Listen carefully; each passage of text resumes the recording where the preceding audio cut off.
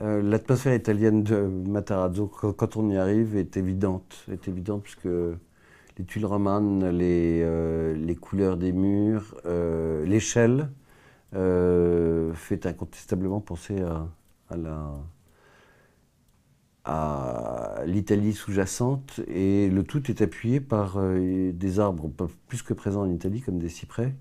Des arbres fruitiers du type oranger, des lauriers roses. Dans cet enchantement un peu ruiné, c'est de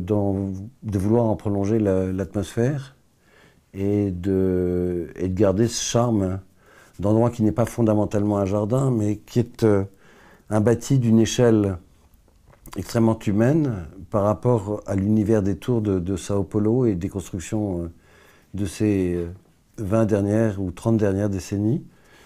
et de conserver le charme inouï que possède cet endroit déjà. La façon dont je vais essayer de travailler, c'est il va y avoir des soustractions, puisqu'il va y avoir des travaux, mais ça va être aussi de l'addition pour retrouver ou pour conserver, pour que ce fil d'Ariane merveilleux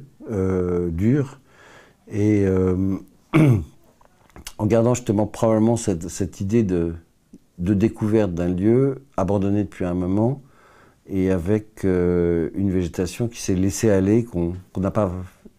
forcément entretenue, et donc avoir beaucoup de plantes grimpantes, beaucoup de choses qui cascadent, beaucoup de générosité. J'ai effectivement travaillé dans des endroits dont l'histoire était suffisamment pesante pour qu'on effraie si on intervient dans des lieux pareils. Dans le cadre de Matarazzo, il n'y a pas de nature à l'état de spontanéité, de grands paysages, mais il y a effectivement une idée de nature d'un endroit qui a été un peu délaissé par la présence de l'homme. Là, le premier regard, c'est effectivement sur la qualité de l'architecture, sur le fait que cet endroit est une espèce d'île dans la ville, d'île dans des immeubles qui ont poussé ces dernières années.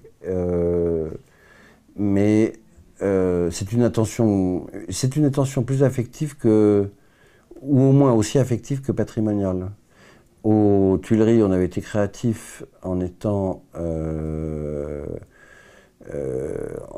un regard sur l'évolution des usages, ce qui va se passer ici aussi. Et ce qu'il va y avoir de différent comme usage, c'est que ça va être un endroit de nonchalance, de pétillance, de joie, de tranquillité, où les enfants vont être présents aussi, mais présents pour courir et s'amuser à certains endroits, où Stark a imaginé un endroit où on puisse danser dehors, où il y ait une espèce de fraîcheur douce, quasiment provinciale, de vie,